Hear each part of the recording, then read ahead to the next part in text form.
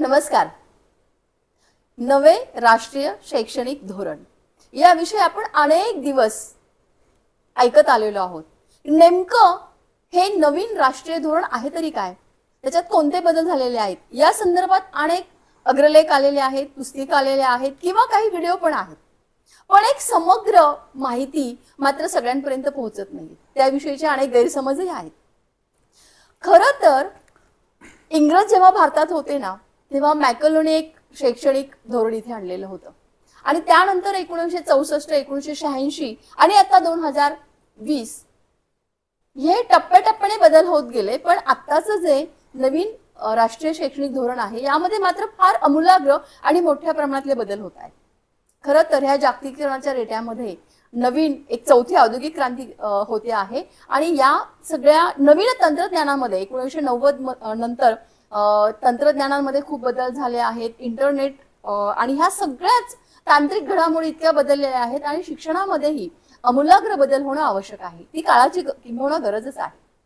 आणि म्हणूनच 1920 मध्ये के कस्तुरीरंगन यांच्या अध्यक्षतेखाली एक समितीने हे नवीन शैक्षणिक धोरण याचा आराखडा आखला आणि तो केंद्र सरकारने मान्यही केला.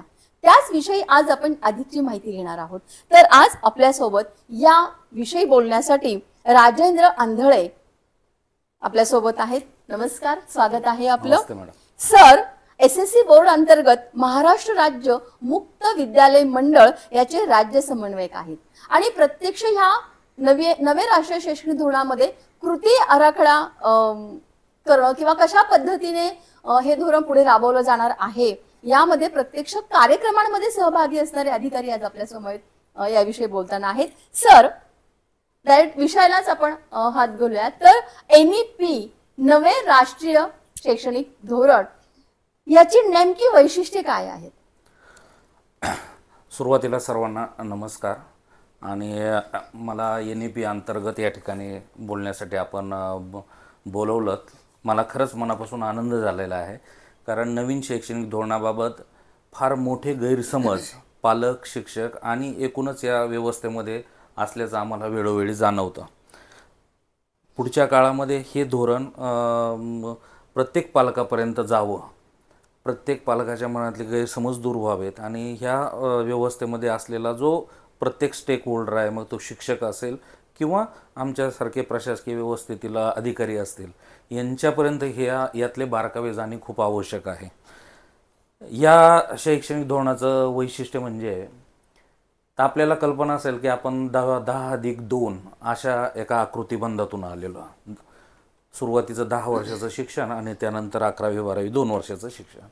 आता या आकृतिबंधामध्ये मूलतः बदल झालेला आहे आणि माझ्या मते जर प्राथमिक स्तरावरचा सगळ्यात मोठा जर बदल झालेला असेल तर तो हाच आहे की आपण प्री प्रायमरी, ज्याला आपण अंगणवाडी किंवा बालवाडीचं जे शिक्षण आहे, हे शिक्षण शासनाने प्रथमतः प्राथमिक स्तरावरच्या व्यवस्थेत जोडून घेतलेलं आहे. आणि त्यामुळे जे अनौपचारिकरित्या अंगणवाडी, बालवाडी किंवा शहरांमध्ये ज्याला ज्युनियर KG, सिनियर KG आपण म्हणतो, तर या शिक्षणाला औपचारिक शिक्षणाचं स्वरूप आता पुढच्या काळात प्राप्त होणार आहे. म्हणजे वय वर्ष 3 ते वय वर्ष 8 हा जो 5 वर्षाचा जो टप्पा आहे तो देखील आता या प्राथमिक शिक्षणाला जोडलेला आहे. आणि मग पुन्हा 3 वर्षाचा टप्पा, त्याच्या पुढे पुन्हा 3 वर्षाचा टप्पा आणि नंतर शालेय शिक्षणाचा पुढचा जो शेवटचा जो टप्पा आहे तो 9वी ते 12वी 4 वर्षाचा टप्पा. तर हे एक प्रमुख वैशिष्ट्य आपल्याला या ठिकाणी म्हणावं. जून पासूनच हे सगळीकडे लागू होणार आहे. बऱ्याचदा हा प्रश्न महाराष्ट्रात आम्ही कुठे गेलोय की हा विचारला जातो की हे कधी लागू होणार आहे. माझं असं म्हणणं आहे की हे ऑलरेडी लागू झालेलं आहे, फक्त याचे टप्पे शासनाने ठरवलेले आहेत. म्हणजे आता पूर्व प्राथमिक स्तरावरचा जर टप्पा असेल तर तो आता ज्या अंगणवाडी आहेत त्या प्राथमिक शाळांना कशा जोडता येईल याचा एक एक्सरसाइज शासनाच्या स्तरावर सुरू आहे. आणि मग सेंट्रल गव्हर्नमेंटने, केंद्र सरकारने प्रत्येक राज्य शासनाला सार्थक नावाची एक पुस्तिका जाहीर करून त्यामध्ये प्रत्येक वर्षाचे आपल्याला एक टास्क दिलेले आहेत. मग हे टास्क पूर्ण करत करत 2030 पर्यंत हे सर्व टास्क पूर्ण होतील आणि आज अंमलबजावणीच्या पातळीवर हे धोरण सुरू झालं, जे 2030पर्यंत पूर्ण होईल आणि मग आपण खऱ्या अर्थाने असं म्हणू का 2030ला पूर्ण शैक्षणिक धोरण लागू झालं. आजच्या परिस्थितीला काही घटकांमध्ये आपण त्याची अंमलबजावणी करतोय आणि तुम्हाला त्याचं काही मूर्त स्वरूप ह्या जूनपासून सगळ्यांना पाहायला भेटेल. तर एका अर्थाने ते लागू झालेलं आहे. या धोरणाचं दुसरं वैशिष्ट्य असं की आपण आता म्हटलं की RTE जो होता, राईट टू एज्युकेशन, तो 6 ते 14 वयोगटातल्या बालकांसाठी लागू होता. घटनेतील कलम जे आहे 21A हे बालकाला प्राथमिक शिक्षण हक्काचं मिळवून देण्यासाठी अधिकार सांगितलेला आहे. त्याच्यामध्ये आता दुरुस्ती करणं आवश्यक आहे अशी शिफारस अनेक राज्यांनी केंद्र शासनाला केलेली आहे. त्याचं कारण असं की ज्यावेळेस आपण पूर्व प्राथमिक स्तरावर 3 वर्ष वयाच्या मुलापासून जर प्राथमिकला जोडणार असो आणि आपण 12वीपर्यंतचा टप्पा जर या शिक्षणामध्ये घेणार असो तर 3 ते 18 हा वयोगट पुढच्या काळामध्ये या शैक्षणिक धोरणामध्ये टार्गेट केलेला आहे. तर हा जो वयोगट वाढवला आणि वयोगट वाढवल्यामुळे काही बदल, घटनात्मक बदल देखील पुढच्या काळात म्हणजे 12वीपर्यंत आता शिक्षणाचा हक्क असणार, हक्क हा मूलभूत हक्क मानला जाईल. तर ह्या 2 वैशिष्ट्य फार मोठ्या प्रमाणावर सांगता येईल. पुढच्या काळामध्ये आपल्याला कला आणि विज्ञान किंवा वाणिज्य अशा ज्या शाखा होत्या तर त्या थोड्याशा अस्पष्ट करण्याचा प्रयत्न ह्या धोरणामध्ये झालेला आहे. म्हणजे आपल्याला आधीच ठरवावं लागायचं की मला मेडिकलला जायचं आहे, इंजिनिअरिंगला जायचं आहे, तर मला सायन्सचे हे सब्जेक्ट घेतले पाहिजे आणि त्याशिवाय दुसरा कुठला चॉईस असत नव्हता. पण एखाद्या सायन्सला जाणाऱ्यांना विद्यार्थ्यांना जर कलेचा एखादा सब्जेक्ट घ्यायचा असेल तर ती मुभा मात्र यामध्ये देण्यात आलेली आहे. तर असे हार्ड असे बाउंड्रीज ज्या होत्या त्या आता थोड्याशा विरळ करण्यात आल्या. मी आता गैरसमजांकडे आपण येणारच आहोत, पण आता आपण तो विषय घेतलात म्हणून की ह्या बाउंड्रीज कमी होणार आहेत. आर्ट सायन्स म्हणजे विद्यार्थ्यांना चॉईस असणार आहे, पण आता ही चॉईस आहेत त्याचे परिणाम, दुष्परिणाम पण होणार आहेत ना पुढे. हो, नक्कीच होणार ना. त्याविषयी काय अंमलबजावणीच्या पातळीवर काही अडचणी नक्कीच येते. काय असतं, आपल्याकडे कुठलंही धोरण ज्यावेळेस राबवायचं म्हटलं तर मला हे स्वामी विवेकानंदांचं एक वाक्य फार चांगल्या पद्धतीने आठवतं की नवीन कुठलेही बदल स्वीकारायचे असेल तर ते 3 टप्प्यातून जातात. पहिला असतो बदल आला की ते स्वीकारायचंच नाही, म्हणजे नकारच द्यायचा. दुसरा आहे नकार देऊन पण आता शासन म्हणतंय किंवा हे व्यवस्थित हे बदल होणारच आहे तर मग त्याच्यावर दुसरा टप्पा असतो टीका करायची आणि टीकेतून देखील ते तरलं की मग स्वीकारण्याशिवाय पर्याय राहत नाही. RTE ज्यावेळेस लागू झाला त्यावेळेस अशाच पद्धतीची भूमिका होती की हे काय 8वीपर्यंत नापास करायचं नाही, हे नाही ते नाही. आणि त्यानंतर मग मात्र त्याचा स्वीकार झाला, टीका झाला, त्याचं जसं याच्यावर मंथन होत जातं. आता मला वैयक्तिकरित्या असं वाटतं की अंमलबजावणीच्या पातळीवर नक्कीच मोठ्या अडचणी येतील, पण आपण वेलफेअर स्टेट म्हणतो, शासनाला सगळ्यांचं कल्याणकारी राज्याची संकल्पना आपण स्वीकारली आहे, तर शासनाने यावर नक्कीच काही मोठ्या प्रमाणावर प्रशासकीय निर्णय घेऊन यावर मार्ग काढतील अशी मला अपेक्षा आहे. म्हणजे येणारे परिणाम कसे असतील हे आता वेट आणि वॉच याच्यामध्ये आपल्याला राहावं लागेल. नक्कीच काय होतंय बघूयात, त्या आधी आणूयात बघूयात काय होतंय ते. पण ह्या सगळं आहे, गैरसमज तर आहेतच, खूप आहेत समाजामध्ये याविषयीचे. पण मध्ये शासनाने धोरण आणलं होतं की जिथे 20 इतकी पटसंख्या आहे तिथल्या शाळा बंद करूयात आणि त्यांचं ज्या कमी संख्या आहे त्यांचं क्लस्टर करूयात. पण ग्रामीण भागांमध्ये हे क्लस्टर करणं, त्या मुलांपर्यंत पोहोचणं आणि हे नवे राष्ट्रीय शैक्षणिक धोरण पोहोचवणं हे कितपत शक्य आहे का? आणि भारताची भौगोलिक परिस्थिती पाहता किंवा भौगोलिक रचना जर आपण पाहिली तर अनेक ठिकाणी खेड्यांमध्ये म्हणजे अगदी आपण आधी चर्चा केली होती की कोकणासारख्या ठिकाणी असं तुम्ही म्हणाल की अगदी 3-3 डोंगर उतरून जिथे विद्यार्थ्यांना शाळेत जावं लागतं आणि मग अशा वेळेस ह्या शाळा बंद झाल्या तर शिक्षण बंद होणार आहेत, विशेषतः मुलींचे शिक्षण बंद होणार आहेत आणि काही मुलांचे ज्यांची परिस्थिती नाही. मग अशा वेळेस हे नवे शैक्षणिक धोरण जे आलेलं आहे हे क्लस्टर करून तरेल का काय? क्लस्टर करणे याच्या पाठीमागची शासनाची भूमिका पहिल्यांदा मी तुम्हाला सांगतो आणि मग याच्यातून कसे वे आउट निघतील, मार्ग निघतील त्यावर आपण बोलूया. तर क्लस्टर करण्यापाठीमागे शासनाचा उद्देश असा आहे किंवा एकूणच तात्विक भूमिका अशी आहे की ज्यावेळेस एखाद्या शाळेमध्ये पटसंख्या कमी असते त्यावेळेस त्या विद्यार्थ्याचा एक सर्वांगीण विकास होण्याच्या दृष्टीने काही गुण त्याच्यामध्ये निर्माण व्हावे लागतात. उदाहरणार्थ नेतृत्व गुण विकसित करायचे त्याला. तर नेतृत्व कुणाचं नेतृत्व गुण त्याचं विद्यार्थ्याचं नेतृत्व गुण विकसित करण्यासाठी त्याच्या आजूबाजूला काही संख्या विद्यार्थी असणं आवश्यक असतं. सामूहिक खेळातून समूह भावना निर्माण होते. ते सामूहिक खेळ त्या विद्यार्थ्याला खेळता येत नाही आणि म्हणून बऱ्याचदा काय होतं की त्याचे ह्या गुणांची निर्मिती त्याच्यामध्ये होत नाही. ज्यावेळेस तो एका मोठ्या समूहात जातो आणि त्या मोठ्या समूहात जाऊन उदाहरणार्थ एखाद्या विद्यार्थ्याला काही इंडिव्हिज्युअल खेळ खेळायचा आहे, एखादा बॅडमिंटनसारखा खेळ खेळायचा आहे, परंतु त्याच्या तोडीचा विद्यार्थी त्याच्या जवळपास नाही आहे, तर तो त्या खेळूसुद्धा शकणार नाही. मग अशा वेळेस त्याला एक समूहामध्ये आणायचं आणि त्याच्या ह्या गुणांची जोपासना त्याच्यामध्ये निर्माण होण्यासाठी प्रयत्न करायचे, अशी त्याच्या पाठीमागची भावना आहे.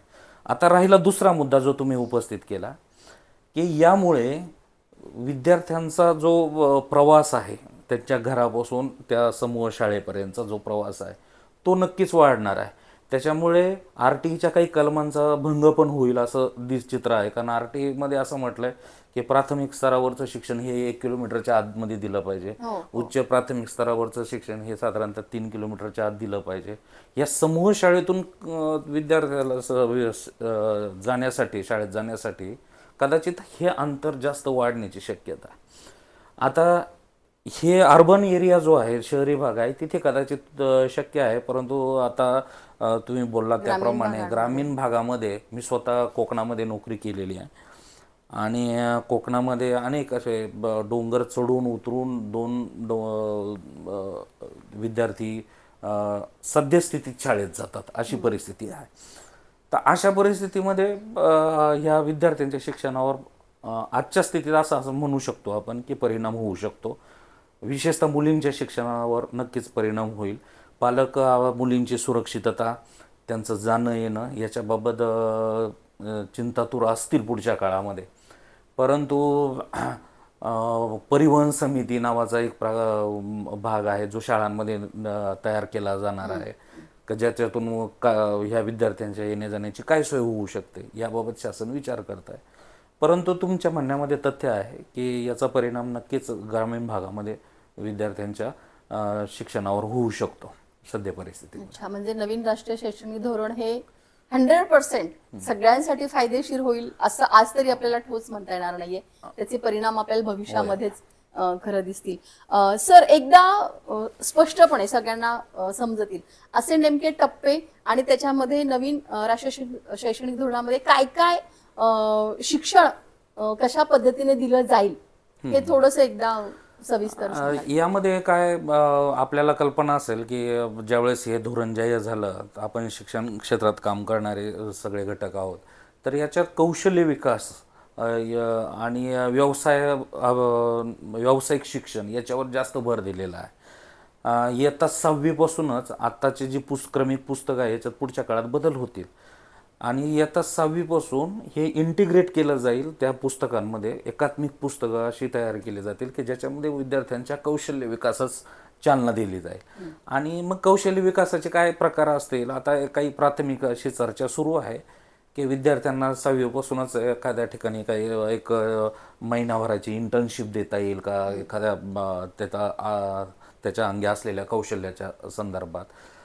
बऱ्याचदा काय होतं, एक उदाहरण देतो की एखादा विद्यार्थी असतो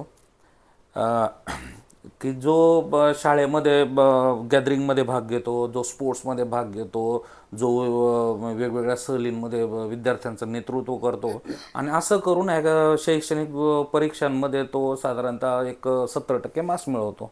दुसऱ्या बाजूला एक विद्यार्थी असतो की यातलं काहीच करत नाही, तो पूर्णपणे असा फोकस्ड असतो, तो आपल्या पुस्तकं आणि तो त्याच्या बाहेर काही करत नाही, त्याला 80% मार्क्स मिळतात. मग आता खरं कौतुक कुणाचं करायचं. तर आपल्या व्यवस्थेमध्ये जी अंतिम परीक्षा आहे तिचाच विचार करून त्या 80%वाल्याच कौतुक होतं, ज्यावेळेस जो विद्यार्थी वेगवेगळ्या उपक्रमात भाग घेतो त्याचं कौतुक होत नाही. उलट कधी कधी त्याला कोसलं पण जातं का, अरे काय तुला एवढं करून 70% मार्क्स मिळाले, असं होण्याची शक्यता असते. म्हणून इथून पुढच्या काळात जसं हायर एज्युकेशनला विद्यार्थ्यांची क्रेडिट सिस्टम असते, तसं नॅशनल क्रेडिट बँक जे आहे आपले, तर त्या पद्धतीचे आता पुढच्या काळात विद्यार्थ्यांचे अकाउंट्स उघडलेले जातील आणि त्याच्यामध्ये त्या विद्यार्थ्यांच्या ॲक्टिव्हिटीचं, त्या कृतींचं, उपक्रमांचे क्रेडिट्स त्यांना दिले जातील. की म्हणजे विद्यार्थ्याला असं वाटेल की आपण जे काही इतर काम करतोय त्याचं रेकग्नेशन, त्याची मान्यता त्याला कुठेतरी मिळते. अशा पद्धतीचा मूल्यमापनामध्ये भविष्यात बदल होऊ शकतात. तर हे प्राथमिक आणि माध्यमिक स्तरावरचा एक मोठा बदल म्हणता येईल. त्यानंतर धोरण सातत्य नावाचा एक प्रकार असतो की सगळंच जुनं धोरण जे असतं ते काही सगळं टाकून दिलं जात नाही. त्यातल्या काही चांगल्या गोष्टी असतात त्या पुढे नेल्या जातात. यामध्ये आपल्या आधीच्या धोरणामध्ये त्रिभाषा सूत्र सांगितलं होतं की आपण एक मातृभाषेत आपण शिकली पाहिजे, दुसरी आहे आपले एक राष्ट्रीय भाषा शिकली पाहिजे आणि एक आंतरराष्ट्रीय भाषा शिकली पाहिजे. त्या पद्धतीने आपण मराठी, हिंदी, इंग्रजी सर्वसाधारणपणे सर्व शाळांमधून शिकवतो. इथे शासनाने या व्यतिरिक्त जर एखाद्याला संस्कृत भाषा घ्यायची तर संस्कृत भाषेला थोडंसं प्रमोट करण्याचं काम या धोरणामध्ये केलेलं आहे. हे मी आता थोडंसं इथं मध्ये थांबवेल. खरं तर संस्कृत भाषेला प्रमोट केलेलं आहे, पण एकीकडे खूप टीका पण होते बरं का ह्या सगळ्या गोष्टींवरती की संस्कृत भाषा ही जरी मूळ भारतीय बाज आहे त्याला किंवा एक आपली परंपरा आहे असं म्हटलं तरी संस्कृत जाणणारे असे किती लोक आहेत, ते पर्सेंटेज खूप कमी आहे आपल्याकडे. त्यामुळे जरी प्रमोट केलंय तरी घराघरात तर काही संस्कृत बोलली जात नाहीये किंवा मुलांना ते उच्चार म्हणावेत किंवा ती भाषा अजून तितकीशी अंगवळणी नाही. जर मातृभाषा आपण इथे महत्व देतोय मातृभाषेला, तर मग संस्कृत ही मातृभाषा सगळ्या ठिकाणी नाहीये. म्हणजे मला वाटतं अगदी तुरळक अगदी काहीतरी, म्हणजे ही उदाहरणं खूपच कमी आहेत अशी. मग मातृभाषेला तुम्ही जर प्रमोट करायचं म्हटलं तर मग संस्कृतला प्रमोट करणं हे कितपत योग्य ठरणार आहे किंवा काय? हे नाही, बरोबर आहे. टीकेचा सूर सगळीकडे जाणवतो कधी कधी तो. आणि खरं तर ही NEP इम्प्लिमेंट करताना, त्याचं स्वीकारताना राज्याला काही अधिकार दिलेले आहेत. आता मी 2 राज्याचं मुद्दाहून उदाहरण देईल की एक आंध्र प्रदेश आणि दुसरं तमिळनाडू. आंध्र प्रदेशमध्ये तेलुगू भाषा बोलली जाते आणि आंध्र प्रदेशने सरळ सांगितलं की आम्ही फर्स्ट लँग्वेज म्हणून देखील आमची मातृभाषा शिकवणार नाही, आम्ही तिथे इंग्लिश शिकवणार. किंवा तमिळनाडूमध्ये त्यांनी सांगितलं की आम्ही फर्स्ट लँग्वेज ही इंग्लिशच ठेवणार आहे त्यांच्यात. आणि त्यामुळे राज्यांनी आपापल्या अधिकारामध्ये काही बदल करण्याचं ठरवलेलं आहे. संस्कृतचा आणण्याचा उद्देश असा होता की आपल्या भारतीय परंपरेमध्ये काही ज्ञान परंपरा होती आणि त्या ज्ञान परंपरेतलं ज्ञान हे संस्कृत भाषेत होतं, ते देखील आजच्या विद्यार्थ्यांना कुठेतरी माहीत असावं, हा एक याच्या पाठीमागचा मुख्य उद्देश होता. अर्थात ज्ञान हे भाषेला बांधील नसतं, त्यामुळे कुठल्या एखाद्या भाषेत ते नाही आहे किंवा दुसरी भाषा येते म्हणून एखाद्या भाषेतलं ज्ञान मिळवता येणार नाही असंही पण काही नाही आहे. तो राज्याचा अधिकार, राज्याने ते ठरवावं. आणि मला ह्याच्यामध्ये फक्त एक छान काय वाटलं जमेची बाजू की कधी काळी संस्कृत ही फक्त विशिष्ट वर्गाची भाषा होती, विशिष्ट वर्गानेच ती बोलावी. म्हणजे अगदी तुकाराम महाराजांनी अभंग लिहिलेत किंवा ते शिकतायत म्हणून अगदी त्यांनी ते अभंग बुडवणं किंवा त्यांना छळ देणं ही एक परिस्थिती. आणि आता संस्कृतीला प्रमोट करून सगळ्यांना ती शिक्षणासाठी खुली करणं, हा एक छान बदल फक्त यातनं एक पॉझिटिव्ह आपल्याला घेता येणार आहे, म्हणता येईल असं. पण आता हे धोरण जे आहे किंवा व्यवसाय आधारित असणारे किंवा कौशल्याभिमुख हे धोरण असणारे, पण इथे खाजगीकरणाला खूप प्रमोट तर होणार नाही ना, ही पण भीती आहे ना. या धोरणाचे खास करून मी उच्च शिक्षणाकडे जाताना होणारे जे बदल आहे त्याच्याकडे थोडंसं लक्ष वेधू इच्छितो की स्वायत्तता फार मोठ्या प्रमाणावर पुढच्या काळात, तर ती स्वायत्तता कॉलेजेसला दिली जाणार, किंवा ती सुरुवात पण झालेली आहे. ती स्वायत्तता खाजगी विद्यापीठांना दिली जाणार. स्वायत्तता देण्याबद्दल पण दुमत असण्याचं कारण नाही, फक्त त्याद्वारे जी आर्थिक स्वायत्तता त्या संबंधित कॉलेजेस किंवा शाळांना दिली जाणार आहे तो थोडासा चिंतेचा विषय होऊ शकतो. कारण जर ती स्वायत्तता दिली तर विद्यार्थ्यांच्या फीज वाढण्याची शक्यता नाकारता येणार नाही.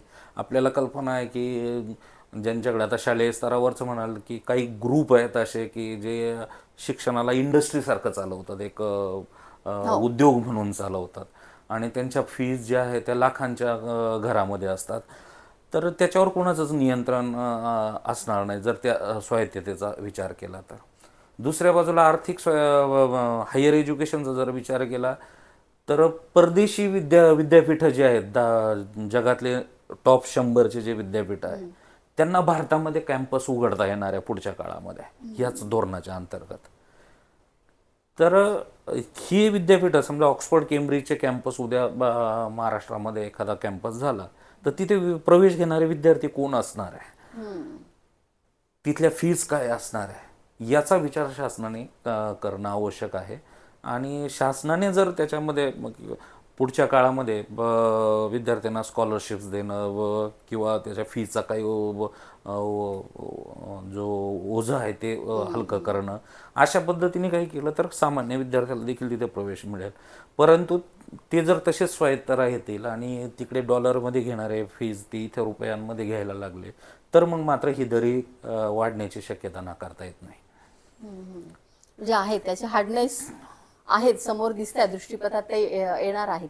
पण आता हे सगळं एकंदरीत हा जो आकृतीबंध आहे, आधीचा जो कोठारी आयोगांचा जो आकृतीबंध आणि आता जो बदललेला आकृतीबंध आहे, आता हे सगळं आपण पाहतो की इंग्रजी माध्यमांचा प्रचंड सुळसुळाट आहे.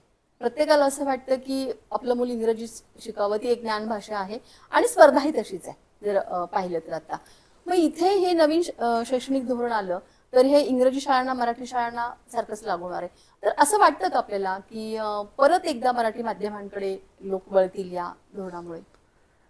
माझ्या स्वतःच्या घरातला माझ्या मुलीचा मी विचार केला आणि एकूणच शिक्षण क्षेत्रातला एक प्रशासकीय अधिकारी म्हणून जर विचार केला तर माझं वैयक्तिक मत असं आहे की पुढच्या काळात जर हा ट्रेंड सुरू झालाच कुठल्याही कारणाने असेल की एखाद्याला आर्थिक दृष्ट्या ते इंग्रजी शिक्षण परवडत नाही, ती शाळा परवडत नाही, फीस परवडत नाही, म्हणून जर ते शिफ्टिंग मराठी माध्यमाकडे झालं तर एका अर्थाने ते खूप चांगलं होईल. त्याचं कारण असं आहे की जगातल्या सगळ्या ठिकाणचे सगळीकडचे संशोधनं असं सांगतात की विद्यार्थ्याला त्याच्या ज्या संकल्पनात्मक जे घटक आहेत ते स्पष्ट होण्यासाठी मातृभाषेतून शिक्षण घेतलं पाहिजे. फक्त आपल्याकडे मातृभाषेतून शिक्षण घेताना तो शिक्षणाचा तो जो अभ्यासक्रमाचा जो दर्जा आहे तो दर्जा राखणं आणि तसं दर्जेदार शिक्षण देणारे शिक्षक निर्माण करणं. कारण एक चांगली गोष्ट ह्या शिक्षकांच्या बाबत मी आपल्याला ह्या NEPत झालेला बदल सांगेल की पुढच्या काळात नक्कीच खूप चांगले शिक्षक सरकारी शाळांमधून मिळतील. आत्ताच नुकतंच महाराष्ट्रामध्ये जवळजवळ एक 3-3.5 हजार शिक्षकांची भरती झाली. आपल्या काळात आपल्याला आठवत असेल की D.Ed झालं की आपल्याला D.Edच्या मेरिटप्रमाणे नोकरी लागत होती. एका जिल्हा परिषदेला अर्ज करा, तिथे मेरिटप्रमाणे नोकरी लागत. आता D.Ed हा फक्त कोर्स पूर्ण केला तर त्याला कुठेही नोकरी भेटत नाही. त्याच्यानंतर त्याला शिक्षक पात्रता परीक्षा द्यावी लागते. मग TET ज्याला आपण म्हणतो ती TET परीक्षा तो देतो. ती TET परीक्षा दिल्यानंतर तो इलिजिबल होतो, फक्त पात्र होतो. मग तो अशा अनेक पात्र झालेले शिक्षक यांच्यातून कोणाला नोकरी द्यायची म्हणून पुन्हा एक स्पर्धा परीक्षा घेतली जाते, TAIT नावाची परीक्षा, टेट ज्याला म्हणतो. तर अशी 3 टप्प्यामध्ये ती गाळणी करून शिक्षकांना नोकऱ्या ह्यावेळेस मिळालेल्या आहेत. मी बघितले माझ्या संपर्कातले काही विद्यार्थी असे आहेत की जे एका बाजूला MPSCची मेन्स परीक्षा पास झालेत आणि इकडं TETतून त्यांना नोकरी मिळाली. आज ते जिल्हा परिषदेच्या शाळांवर शिक्षक म्हणून रुजू झालेले आहेत. म्हणजे चांगले गुणवत्ताधारक, म्हणजे ही खरं तर शिफारस NEPमध्ये ऑलरेडी NEPमध्ये आता आली, पण महाराष्ट्रामध्ये याची अंमलबजावणी फार आधीपासूनच सुरू झाली. महाराष्ट्र थोडंसं एवढ्या बाबतीत प्रोग्रेसिव्ह स्टेट मानलं जातं. ते यामुळे मानलं जातं की काही अनेक असे निर्णय आहेत की जे महाराष्ट्रामध्ये फार पूर्वी सुरू झाले. मी ज्या ओपन बोर्डचा राज्य समन्वयक म्हणून काम करतो, आपल्याकडे ओपन बोर्ड आत्ता सुरू झालं. मी इथे आल्यानंतर त्याची प्रक्रिया सुरू झाली. भारतामध्ये 19 राज्यांमध्ये ऑलरेडी सुरू आहे. NIOS national institute of open schooling हे जवळजवळ 93 साली सुरू झाले ह्या देशामध्ये. आणि महाराष्ट्रामध्ये अद्याप ते सुरू नाही आहे. त्याचं कारण असं होतं की आपल्याकडे एक 10वीला 17 नंबरचा फॉर्म भरण्याची प्रोव्हिजन होती की जी 1981 सालापासून आहे महाराष्ट्रामध्ये. म्हणजे असे काही निर्णय होते आपल्याकडे पूर्वीपासून, चांगले निर्णय होते. परंतु आता हे बदल NEPने करायला सांगितलेले आहेत. तर एक त्याच्यामुळे एक संलग्नता सगळीकडे निर्माण होईल. दर्जेदार शिक्षक मिळतील, हा एक फार चांगला तोच विषय होता की बऱ्याच जणांना असंच वाटतं की अरे नवीन शैक्षणिक धोरण तर येणार, पण त्याला ट्रेन टीचर्स कुठे मिळणार आहे, त्यांच्यासाठी ट्रेनिंग असणार आहे का, किंवा जे जुने शिक्षक आहेत ते या पद्धतीने कितपत जातील. कारण कौशल्य आधारित म्हटलं तर शिक्षकांचंच कौशल्य आधी परिपूर्ण पाहिजे, किंवा विद्यार्थ्यांना इंटर्नशिप तुम्ही देणार आहात तर इंटर्नशिप कशा पद्धतीची असावी, विद्यार्थी ओळखणं, म्हणजे इथे मानसशास्त्रीय अभ्यास पण खूप महत्वाचा येतो विद्यार्थ्यांचा. तर मग असं शासनाचं धोरणात आहे का की शिक्षकांना विशिष्ट रिफ्रेशर ओरिएंटेशन, काही ट्रेनिंग त्या संदर्भात? खूप चांगला प्रश्न आहे हा. खरं तर आपल्याला कल्पना असेल की आपण BEd ज्यावेळेस केलं त्यावेळेस ते 1 वर्षाचं BEd होतं. काही वर्षांपूर्वी आपण म्हणूया की जे 2 वर्षाचं झालं. आता नवीन शैक्षणिक धोरणामध्ये NCTला स्पष्टपणे, national institute council of teachers education, त्यांना स्पष्ट आदेश आहेत का DEd हा कोर्स कायमचा बंद करून टाकावा आणि BEd हा कोर्स 4 वर्षाचा करावा, 12वी नंतर 4 वर्षाचा, म्हणजे डिग्रीच त्याची असावी. म्हणजे आपल्याला त्यावेळेस असं चॉईस ऐच्छिक होतं की ग्रॅज्युएशन झाल्यानंतर शिक्षक व्हायचं असेल तर हे करा. आता 12वी नंतरच निर्णय घ्यावा लागेल की आपल्याला शिक्षक व्हायचं असेल तर आता ह्या डिग्री कोर्सला जावं लागेल. आणि 4 वर्षाचा एकात्मिक कोर्स, त्याला इंटिग्रेटेड कोर्स असा तो BEdचा कोर्स असणार आहे.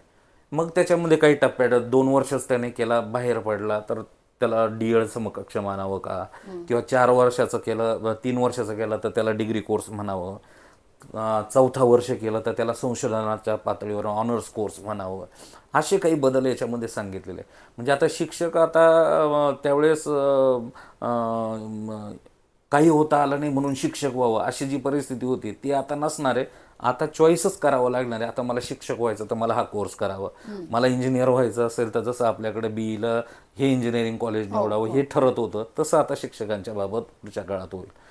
तर त्यामुळे हे दर्जेदार शिक्षण देणारे ह्युमन रिसोर्सेस पुढच्या काळात नक्कीच निर्माण होते. अच्छा, म्हणजे ते आता येऊ घातलेलं आहे, ते येणार आहे, पण आता सध्या जे शिक्षक शिकवत आहेत त्यांच्यासाठी मात्र काही ट्रेनिंग गव्हर्नमेंटला घ्यावी लागते. त्यांचं कंटिन्युअस आता जे आहे त्यांना रिटायरमेंट पर्यंत तर या गोष्टीला सामोरं जावंच लागणार आहे.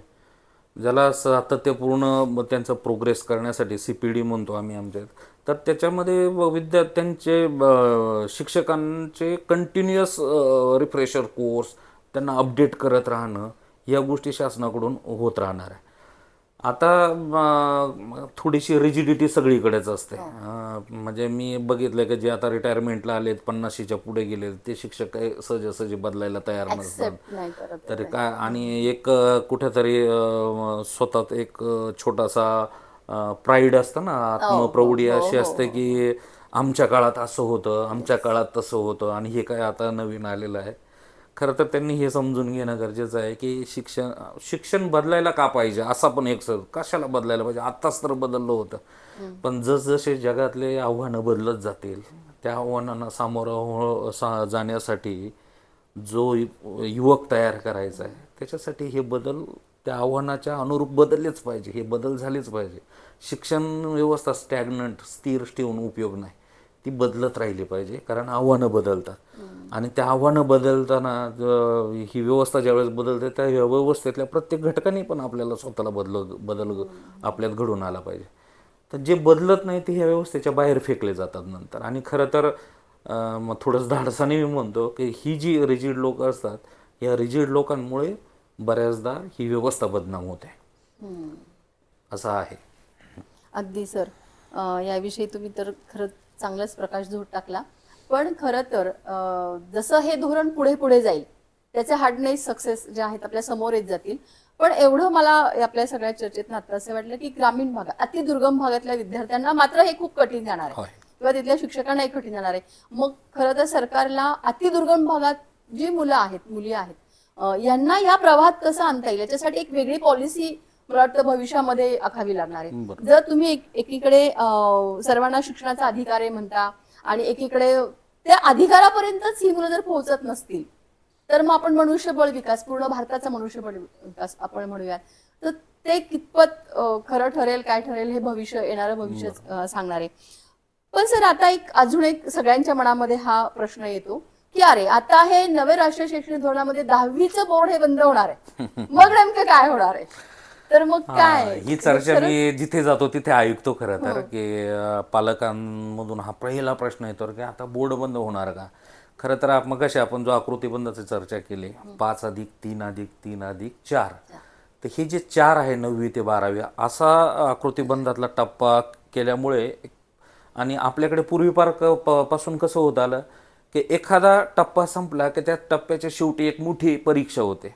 पूर्वी 1ली ते 4थी असा एक टप्पा होता, तर 4थीला बोर्ड एक्झाम असायची, नंतर 5वी ते 7वी असायची, जुनी 7वी त्यावेळेस बोर्ड एक्झाम असायचे, 8वी ते 10वी असले की बोर्ड एक्झाम असायची 10वीची, 11वी 12वी असेल तर 12वीची बोर्ड एक्झाम असायचे.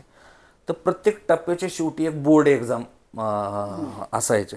आता ह्या टप्प्यामध्ये जे झालेले बदल आहे, 9वी ते 12वीचा टप्पा झाल्यामुळे अनेकांना असं वाटायला लागले की आता एक तर 8वीला होईल, नाही तर 12वीला होईल, 10वी बंद होईल की काय. तर असं काही होणार नाही आहे. फक्त हा टप्पा जरी बदलला तरी 10वीचे हे आणि 12वीचं बोर्ड हे कायम राहणार आहे. याच्या परीक्षा पद्धतीमध्ये नवीन शैक्षणिक धोरणात अनेक बदल सुचवलेले आहेत. बोर्ड राहणार.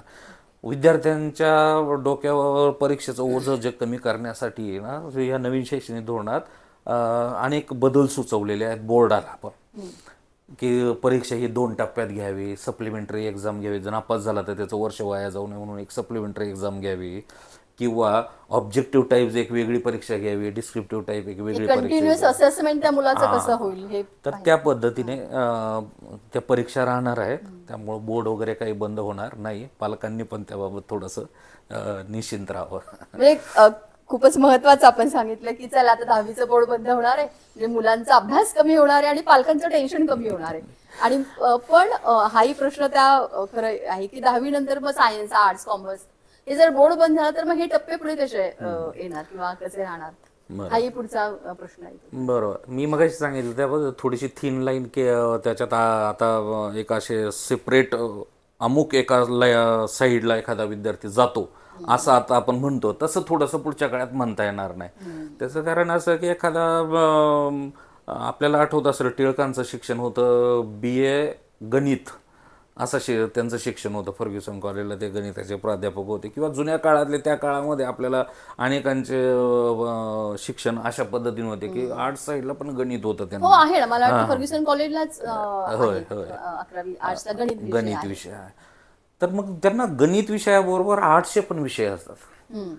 तर ही जी पद्धत आहे की एखाद्याला 11वीला एखाद्याचं गणित चांगलं, त्याने गणित घेतलं पण त्याला आता फिजिक्स नाही करायचं, कारण त्याला इंजिनिअरिंगला जायचं नाही, त्याला गणितमध्येच करिअर करायचं आहे, तर तो त्याच्या आवडीचा एखादा आर्ट्समधला विषय असेल, कलेचा एखादा विषय असेल, तर तो कलेचा विषय घेऊ शकणार आहे.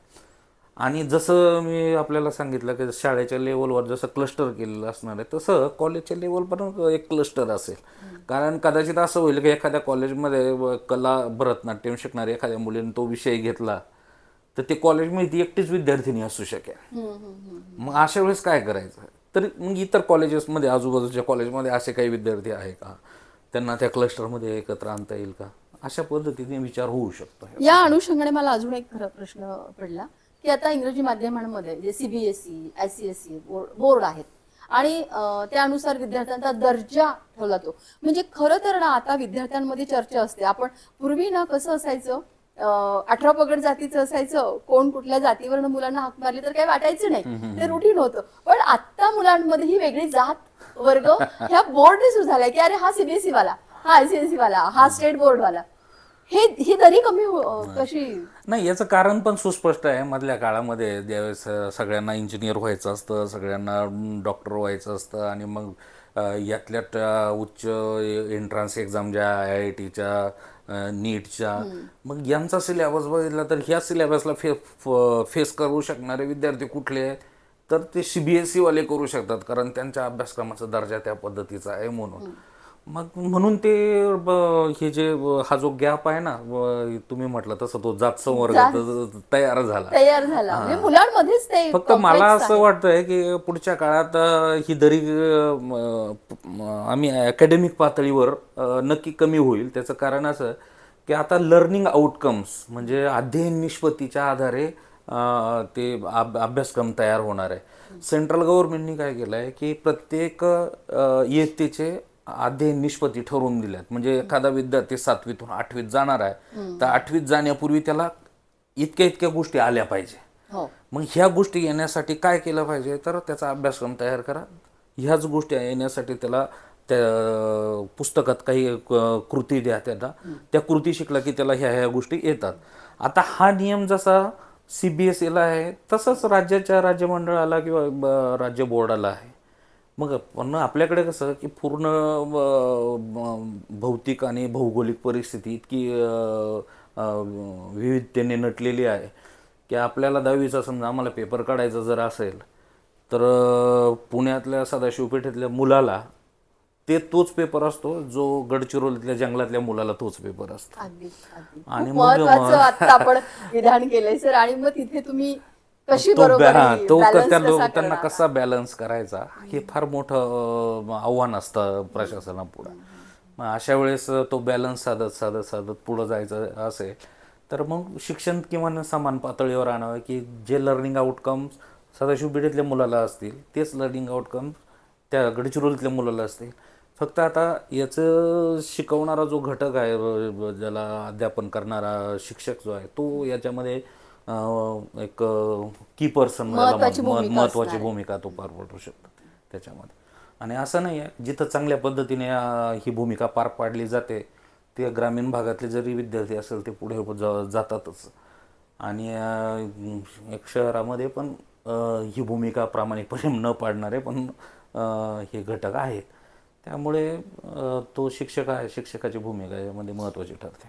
खरंच महत्त्वाचं आहे सर. शिक्षकांची भूमिका ही फारच महत्त्वाची असणार आहे. जसे हे नवीन शैक्षणिक धोरण येतात तसे शिक्षकांनाही आपल्या शिकवण्याच्या पद्धतीमध्ये बदल करावे लागतात. पाठ्यपुस्तकांमध्ये बदल झालेला असतो आणि विविध कौशल्याधारित जर शिक्षण असेल तर त्यांनाही ते आत्मसात करून पुढे जाणं हे फार महत्त्वाचं असतं. पण खरं तर आता एक मनातली खंत किंवा सगळ्या शिक्षकांच्या वतीने खरं तर मी बोलते की इतकी अवंतर कामं आहेत ना शिक्षकांना.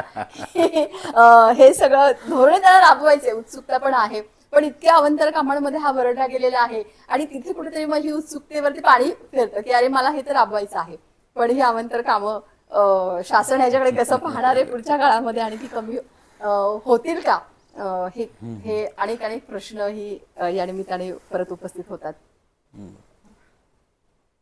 नवे राष्ट्रीय शैक्षणिक धोरण याविषयी खरं तर राजेंद्र आंधळे सरांनी खूप सविस्तर या सगळ्यांविषयी चर्चा केलेली आहे. त्यातनं होणारे गैरसमज काय आहेत, काय लोकांना वाटते, काय शिक्षकांना वाटते, काय पालकांना वाटते, याविषयी सरांनी खरं तर आपल्यासमोर प्रकाश टाकलेला आहे. पण येतं काळच हे सगळं ठरवणार आहे.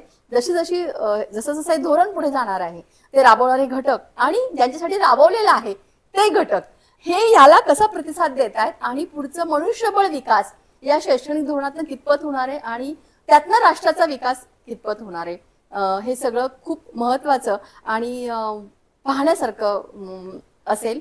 जिथे आपण शिक्षण क्षेत्रात काम करतो तेव्हा हे बदल आपल्याला अपेक्षित आहेत.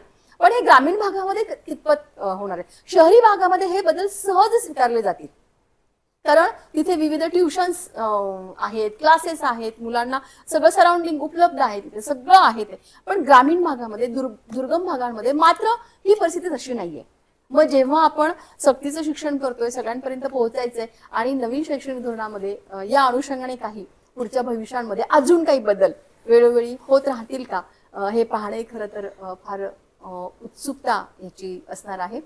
तर हे धोरण जसं पुढे जाईल तसे त्याचे यशस्वीता अपयश हे कळत जाणार आहे. तर सर आपण आज इथे आलात, याविषयी खूप सविस्तर आमच्याशी बोललात. आपले सगळ्यांच्या वतीने म्हणजे शिक्षक आणि पालक या सगळ्यांच्या वतीने मी आपले आभार मानते. धन्यवाद. Thank you very much. एका चांगल्या विषयावर मला बोलण्याची संधी मिळाली. धन्यवाद.